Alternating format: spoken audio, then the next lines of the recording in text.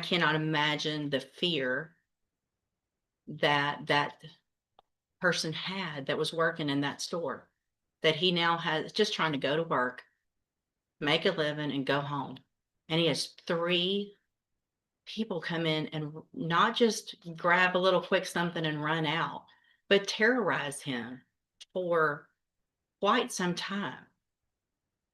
Pulling him around, yanking him around, putting guns in his face, all 3 of you. American Justice Vault. Good morning. Are you Kaden Fontinette?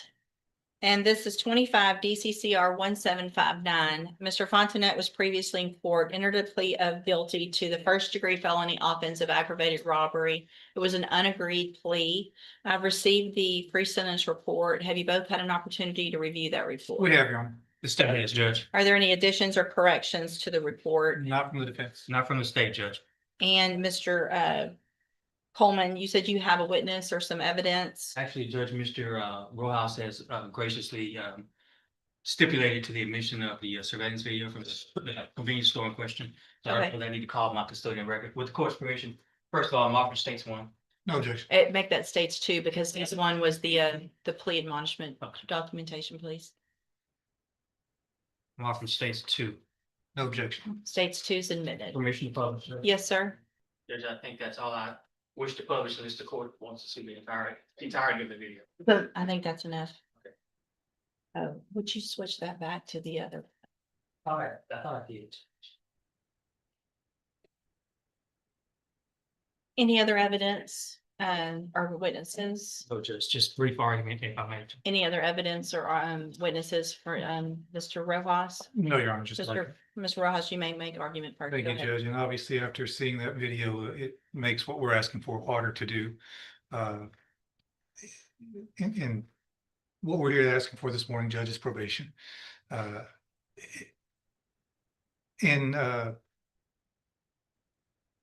Fontinette's defense, he is a young offender. I know the court is tired of hearing the same story over and over, and young guys with guns in here. He's got a limited criminal history. I believe this is his first felony. He's never been on any kind of felony supervision or felony probation. Unfortunately, he's just fallen into the same situation that we see so many other youthful offenders fall into. He's got no direction in life. He's very little support at home.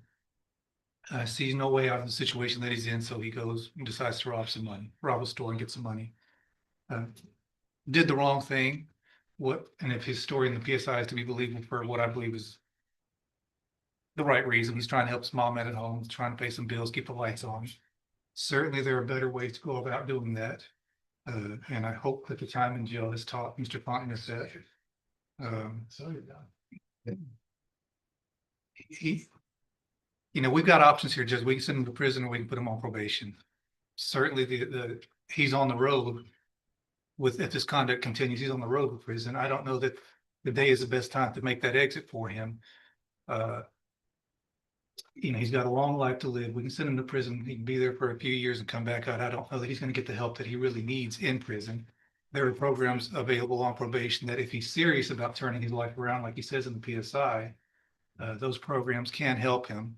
And if he does take advantage of those, it in turn would make the community a little bit safer, because there'd be one less guy going around with a gun when he does get out of prison, if that were the road that you chose to take.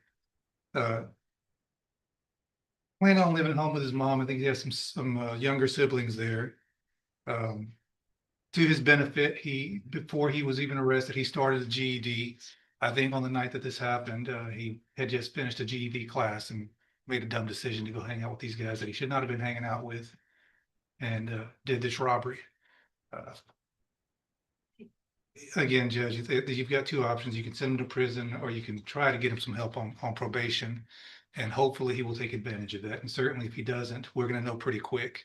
And you'll have another chance to send him to prison probably for a longer time. All right, thank you. What is the status of the other 2? Are there co-defendants? Have they been charged? They have been charged, Judge, and I have both of their cases, Judge. And they have not been sentenced yet or No, anything like that? No, Okay. Judge. All right, go ahead, Mr. Coleman. Yeah, I'll be brief. Whether it's the Pine Club Apartments or Rogers Park or a speedy mart. You've seen this, and we've seen this in this community all too often. I'm preaching to the choir, Judge. Prayer vigils and advisory committees, all that stuff's fine, but you judge where the rubber meets the road. You are that person that can protect the community from somebody like this defendant. You are that person that can either let him walk out of this courtroom on probation with a piece of paper with conditions and promises that he won't resort to this kind of violence that you saw on that video, or you can ensure that the community is safe by putting him behind steel bars, concrete wall, and razor wire fence. Uh, uh, Judge, I'm just asking, I'm not in the habit of begging, but on behalf of this community, I'm begging that you send this defendant to prison. The message that needs to be sent to this defendant and his circle of friends and anybody who would want to be like this defendant is that if you pick up a gun with the intent to commit violence, you're gonna pick up a 15, 20, 25-year prison sentence, Judge. And I'm just asking that you do this on behalf of people who live at the Pine Club apartments, who just want to live in peace, people who want to go take a walk at Rogers Park and not be robbed, and somebody that wants to stop at a Speedy Mart convenience store and pick up some snacks without becoming a victim of a robbery. That's all I have, Judge. Thank you, Mr. Coleman. So, Mr. Fontenette, there was a time some years ago that there really wasn't even a question. Everyone, state's attorneys were recommending youthful offenders, probation, let's give everybody an opportunity. And things have just changed in such an incredibly dangerous way with young people doing what I just saw you do on that screen. I cannot imagine the fear that person had that was working in that store, that he now has just trying to go to work, make a living, and go home. And he has 3 people come in and not just grab a little quick something and run out, but terrorize him for quite some time. Pulling him around, yanking him around, putting guns in his face, all 3 of you. I also, in addition to the PSI, get jail incident reports. And you apparently like to fight and jump people, which is what's been happening in the jail. So it makes it very difficult for me to go, oh, this is somebody that's going to get out and behave, who can follow the rules, because you can't even follow the rules in jail. And the pre-sentence report shows that you're a high risk level, which tells me that after they've looked at everything, that you don't have, unfortunately, a good likelihood of being successful if I were to put you on probation. And Mr. Coleman's right, we're tired of it. And there's got to be something done. So in cause number 25, DCCR 1759, I'm going to find that you entered your plea of guilty freely and voluntarily. I'm going to find sufficient evidence to find you guilty. And at this time, I'm going to find you guilty of aggravated robbery. I'm going to sentence you to a term of 25 years in the institutional division.